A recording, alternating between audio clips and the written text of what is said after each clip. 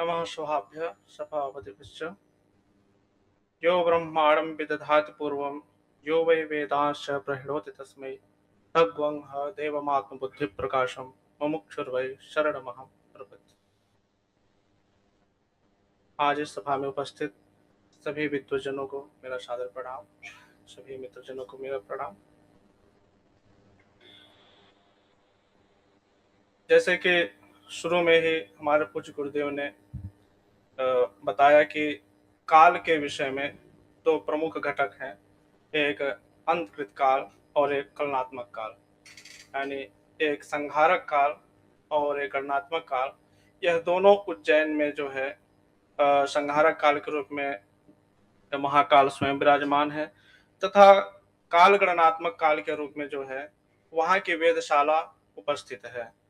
और सूर्य सिद्धांत में कहा गया है कि राक्षसालय देवौकः शैलयोर्मध्य सूत्रगाः रोहित कमवन्ति च यथा सन्निहितं सरः। यह सूर्य सिद्धांत जो है इसमें बताया गया कि ये लंका प्रदेश जो कि राक्षसों की राजधानी थी, वहां से उज्जैनी होते हुए और कुरुक्षेत्र से मेरु तक जो रेखा जाती है उसे उज्जैनी रेखा कहते हैं। जब व्यास जी ने पुराणों की रचना की तो उसमें एक नारद पुराण की भी रचना की, जिसमें जो सिद्धांत खंड है उसमें जो प्राप्त जो सिद्धांत है वो आज हम सूर्य सिद्धांत के रूप में उसका अध्ययन करते हैं।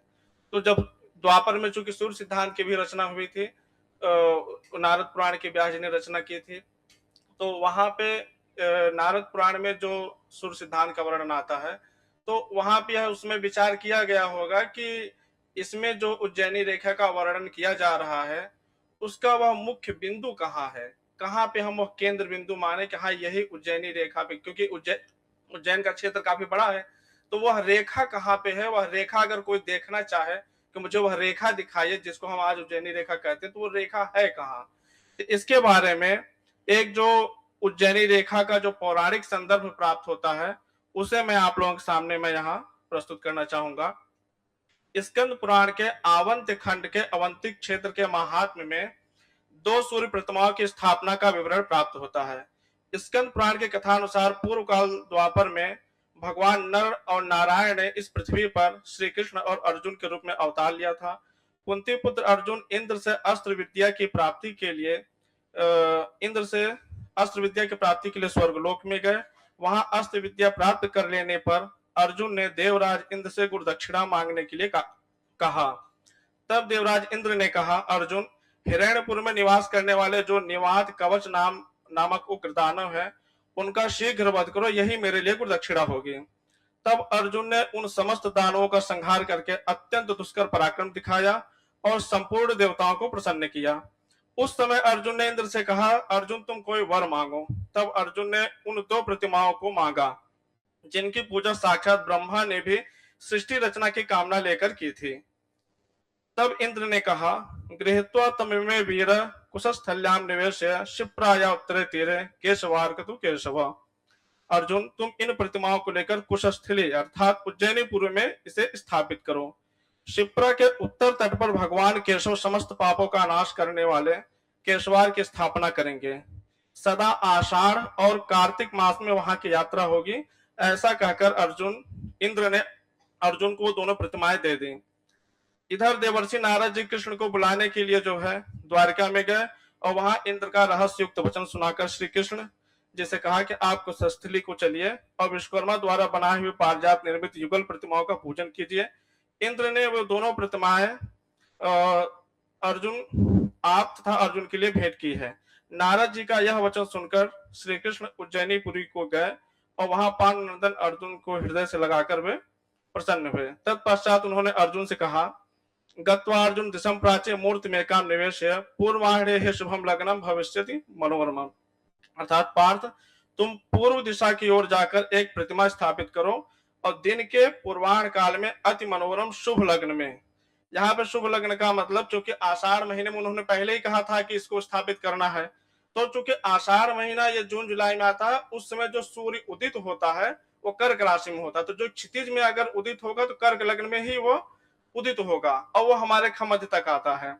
तो इसलिए उन्होंने उसी को शुभ लग्न यहाँ पे भगवान ने कहा अर्जुन से। तो उस कर्क लग्न का उदय होगा, तब मैं उस प्रतिमा के स्थापन के लिए नदी के उत्तर तट को जाऊंगा। क्योंकि कर्क लग्न जब उदित होगा तो कर्क रेखा तो बता दिया जाएगा, लेकिन याम्योत्तर रेखा जो होगी, यानी जो जिसको हम उज्जैनी रेखा कहते हैं, वो कैसे सिद्ध होगा, उसके लिए मैं स्वयं उत्तर दिशा में जाऊंगा। कि जो दोनों प्रतिमाएं स्थापित होंगी, उससे जो है अर्जुन की जो प्रतिमा रेखा है, उससे कर्क रेखा का ज्ञान होगा, और जो मैं उत्तर में जाकर के प्रतिमा स्थापित करूंगा, उससे ये उज्जैनी रेखा का ज्ञान हो जाएगा, यानी अक्षांश और रेखांश दोनों का ज्ञान होगा। तो इसलिए जो है भगवान ने अर्जुन से कहा कि मैं उत्तर दिशा में नदी के उत्तर तट को जाऊंगा, जब मेरा शंख बजे उसी समय तुम सिरदियों की स्थापना करना, ऐसा उन्होंने कहा। यह आदेश पाकर अर्जुन पूर्व दिशा की ओर जाकर प्रतिमा स्थापन किया के शुभ स्थान का निरीक्षण किया। वे मन ही मन ये विचार करने लगे कि इस देव प्रतिमा का स्थापन कहाँ करूं। इतने में उस प्रतिमा ने स्वयं कारण सहित उत्तम स्थान बता दिया और अपने तेज से उस पार्थ को दिखला दिया। अर्थात वो तो सुबह निकल गए थे, स्थान का निरीक्षण कर रहे थे, तो जैसे ही खमध्य में जब सूर्य आया, तो उस समय वो जो प्रतिमा थी चारों तरफ वो छाया रहित हो गई। तो यानी उस प्रतिमा ने स्वयं बता दिया कि अब यह समय आ गया है, चारों कहीं भी छाया नहीं है, अब इसकी स्थापना होनी चाहिए। और उधर वहां भगवान भी प्रतिमा लेकर के खड़े थे, तो उनके यहाँ भी वही स्थिति दिखी। तो उसी समय भगवान ने शंख बजाया और दोनों ने प्रतिमाओं का स्थापन कर दिए। भगवान सूर्य ने अर्जुन को, हाँ, तो इस प्रकार जो है इस प्रकार केशवार्क नामक विग्रह को श्री कृष्णचंद्र ने शिप्रा नदी के उत्तर तट पर स्थापित किया, और कर्क राजेश्वर नामक दूसरे विग्रह को अर्जुन ने शिप्रा के दक्षिण में स्थापित किया। यह मूर्तियां आज भी निम्नलिखित स्थानों पर प्राप्त हैं। तो यह केशवार्क मंदिर जो है काली देह महल है वहां पे उज्जैन में, जिसका अक्षांश 23 अंश 15 कला उत्तर में और रेखांश 75 अंश 45 पूर्व में है। और कर्क राजेश्वर मंदिर यह 23 अंश 11 उत्तर और रेखांश 75-45, यानी दोनों का रेखांश समान है 75-45, लेकिन अक्षांशों में जो है 4 कला का अंतर है। तो इस प्रकार जो है ये जो है यहाँ पे स्थापित होता है। केतकी ग्रह गणितम में यह उन्होंने एक उज्जैनी रेखा का पूरा वर्णन दिया हुआ है कि जयपुर कर्क टोक कोटा उज्जैनी होते हुए जाता है, इसमें विस्तृत वर्णन मिलता है। यह वो मंदिर है जहां पे काली देह मंदिर केशवार्क मंदिर स्थापित है। और यहाँ पे जो है एक शिलापट भी मिलता है। 18 अगस्त 1934 को यहाँ पे इसकी खोज करके जो है एक शिलापट लगा दिया गया था, और एक 22 अगस्त 1944 का शिलापट मिलता है। इसी तरह से ये जो है यहाँ पे ये कर्क राजेश्वर मंदिर है। यहाँ पे मैं स्वयं जा करके यहाँ पे मैंने विजिट भी करके इसको मैंने देखा भी है। ये आज भी यह शिलापट यहाँ मिलता है। और जो सूर्य सिद्धांत का श्लोक है राक्षसालय देवों का, यह श्लोक भी वहां शिलापट पे मिलता है। और यह वो जीपीएस है जहाँ पे ये जो लाल बिंदु है वो मतलब शिप्रा नदी के तट पे यह कर्क राजेश्वर मंदिर है, यह भी आपको यहाँ पे मैं दिखा सकता हूँ। और ये उज्जैनी रेखा हमने ये जो दाहिने तरफ ये जो लाल रेखा है, ये रेखा एकदम सीधी जा रही है, यानी कर्क राजेश्वर मंदिर और जो सूर्य मंदिर केशवार्क मंदिर है, ये दोनों एकदम एक सीधी रेखा पर, यानी भगवान और अर्जुन ने दोनों प्रतिमाओं को ठीक याम्योत्तर रेखा पर जो है उसको स्थापित किया था। इसका परीक्षण भी करने के लिए उन्होंने 2 महीनों का वर्णन किया, एक आषाढ़ मास और एक कार्तिक मास। 1 महीने उन्होंने कहा कि वहां जाकर के परीक्षण करना, इसलिए चूंकि जो आषाढ़ मास में परीक्षण करना, वहां पे क्रांति का हमें परीक्षण करना है। क्योंकि कर्क रेखा से जो है हमें क्रांति का बोध होता है। जैसे एक समय 24 अंश क्रांति थी, अभी आज 23.5 के लगभग है, तो इसका हम 1 महीने वहां जाकर के परीक्षण करेंगे।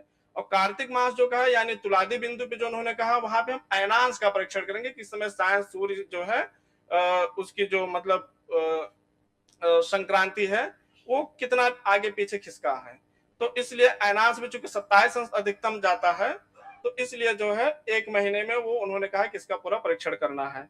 और दूसरी चीज हमने यह भी चेक किया है, मतलब टेलीस्कोप से हमने वेध करके चेक किया है कि 22 मार्च को जो अक्षांश का वेध होता है ध्रुव तारा से, वह 22 अंश 50 कला होता है उज्जैन में। और 22 सितंबर को जो होता है वो 23 अंश 36 कला होता है। तो इसका वर्णन जो है कमलाकर जी ने अपने सिद्धांत ग्रंथ में भी बताया है कि ध्रुव तारा अपने बिंदु पर स्थिर नहीं है, वह 36 कला की त्रिज्या लेकर के अपने केंद्र बिंदु की परिक्रमा करता रहता है, यानी ऊपर नीचे होता रहता है। तो उसमें जो अक्षांश की सटीक मतलब क्रांति की जो सटीक गणना हुई अक्षांश की, वह 22 सितंबर को ज्यादा सटीक होती है। तो इसलिए जो है उन्होंने कहा कि ये जो विषुव दिन है मार्च और सितंबर वाला, तो मार्च की अपेक्षा सितंबर का महीना ज्यादा सूक्ष्म गणना के लिए उपयुक्त है। इसीलिए वहां पे जो है कार्तिक मास, यानी आज के समय वो आश्विन मास में बदल गया है, तो आश्विन और कार्तिक मास में इसका परीक्षण करने के लिए वहां पे उदाहरण मिलता है। तो इस प्रकार इसका निष्कर्ष यही निकलता है कि विषुव दिन 22 मार्च और 22 सितंबर के दिन एक समान अक्षांश प्राप्त न होने से ज्ञात होता है कि जो क्षैतिज भूमध्य रेखा है वह भी स्थिर नहीं है। तो स्कंद पुराण से जो साक्ष्य प्राप्त होते हैं उससे यह ज्ञात होता है कि आषाढ़ मास यानी जून जुलाई में कर्क रेखा का परीक्षण और कार्तिक या अश्विन मास में सितंबर या अक्टूबर महीने में अक्षांश या पलवा का परीक्षण करना चाहिए। धन्यवाद, नमस्कार।